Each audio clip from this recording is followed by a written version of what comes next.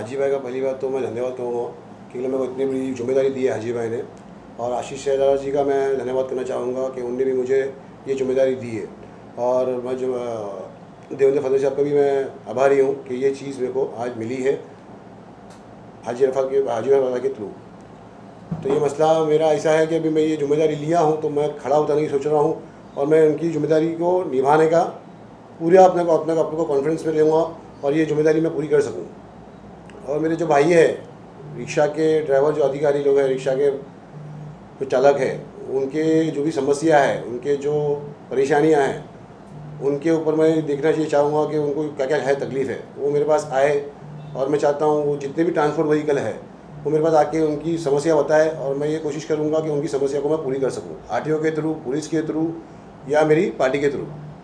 तो मैं मेरे साथ में जितना भी है ट्रांसपोर्ट का देखना चाहूँगा। उसके बाद में मैं मेरी जो एरिया के अंदर समस्या है, ट्रैफिक काफ़ी होता है और भी बहुत सी समस्या, ये हॉकर्स लोग की समस्या है, ये हॉकर्स लोग का मैं कुछ समाधान करूँगा इंशाल्लाह आगे फ्यूचर में।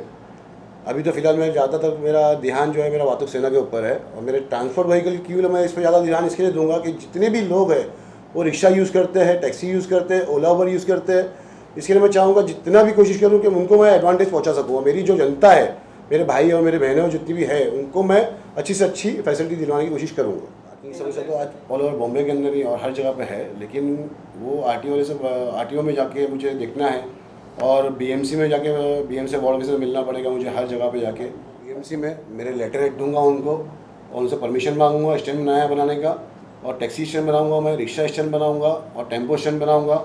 फिर उसके बाद मैं आरटीओ से परमिशन लूँगा। वो परमिशन लेने के बाद मैं इंशाल्लाह कोशिश करूँगा कि मैं जितनी भी सारी जो समस्या है वो उसका हल निकालूँ। उमर मेमन को हम बचपन से जानते हैं, माशाल्लाह बहुत अच्छी तरीके से वो आगे से पहले काम करते हुए आए हैं। वातुक सेना के साथ में अभी जुड़े हुए हैं और इंशाल्लाह मुझे यकीन है कि उमर भाई बहुत अच्छी तरीके से आगे काम निभाएंगे। जैसे हाजी अरफात जी है, देवेंद्र फडणवीस जी है, शेलार जी है, इतनी बड़ी जिम्मेदारी हमारे पे सौंपी हमारे उमर भाई पे।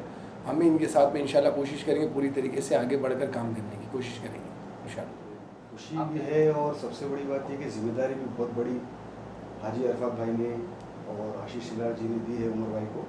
और हमारी भी यही कोशिश रहेगी कि जितनी जिम्मेदारी से उन्होंने हमको ये जिम्मेदारी दी है उमर भाई को, हम उतनी शिद्दत से उस जिम्मेदारी को निभाएं। हमारे नियर बाय जितने भी वातुक से जुड़े हुए रिक्शा स्टैंड वाले, टैक्सी स्टैंड वालों को जो तकलीफ़ें आती हैं, खास करके पार्किंग को लेके, ट्रैफिक को लेके परेशानी तभी आती है जब पार्किंग नहीं है। जिस दिन पार्किंग अलॉटमेंट, जैसे भाई बता रहे हैं कि परमिशन वगैरह रिक्वेस्ट लेटर दे के हम ले लेंगे, तो ऑटोमेटिकली ट्रैफिक का मसला जो है वो हल हो जाएगा। बस यही है कि भाई को आगे बढ़ाना है और भाई की जो जिम्मेदारी आई है इसको हमको मिलके सबको जुड़ के, और भी लोग जो हमसे जुड़ना चाहें, भाई के साथ जुड़ना चाहें, वो जुड़ सकते हैं। हमारा ऑफिस हमेशा सबके लिए खुला था, पहले भी, आज भी खुला है। भाई के साथ जुड़ के इंशाल्लाह हम लोग इस चीज़ को और आगे बढ़ाएंगे और उन लोग ने जो जिम्मेदारी हमको दी है भाई लोगों ने, उस चीज़ को हम आसानी से निभा सकेंगे। इसीलिए हम जुड़े और बहुत खुशी की बात है कि भाई को भी इतनी अच्छी पोस्ट मिली है। और मेंबरशिप ड्राइव आप कभी से शुरू करने वाले हो? ये नेक्स्ट वीक से मेरा जब हर चीज़ चालू होगी, मेंबरशिप के फॉर्म भरना चालू करूँगा मैं, और मेंबरशिप के बाद में फिर मैं हर पब्लिक के पास जाऊँगा खुद भी और उनको समझाऊँगा कि आप हमारे से जुड़िए, हमारा दरवाज़ा आपके लिए हमेशा खुला रहे। और कोई भी चीज़ के लिए ट्रांसपोर्ट तो इंशाल्लाह वो तो है ही हमारे पास, और अल्लाह के फजल करम से आगे जो भी आपको दिक्कत आएगी, आपके कोई भी घरेलू मसले हैं, वो भी इंशाल्लाह हम पूरा करने की कोशिश करेंगे अल्लाह ने चाहा। देखो, वो ऐसा मसला है कि कोई रिक्शा वाला गलती करेगा तो पैसेंजर मारेगा उसको, लेकिन ऐसा है कि वो मारना नहीं चाहिए, कानून अपने हाथ में लेना नहीं चाहिए उनको। कि हम लोग का बोलना ये है कि आप लोग हेल्पलाइन दी गई है तो वो हेल्पलाइन में फ़ोन कीजिए और रिक्शा वाले की कंप्लेंट कीजिए। आप लोग हाथ मत उठाइए क्योंकि कानून आप लोग हाथ में मत लीजिए।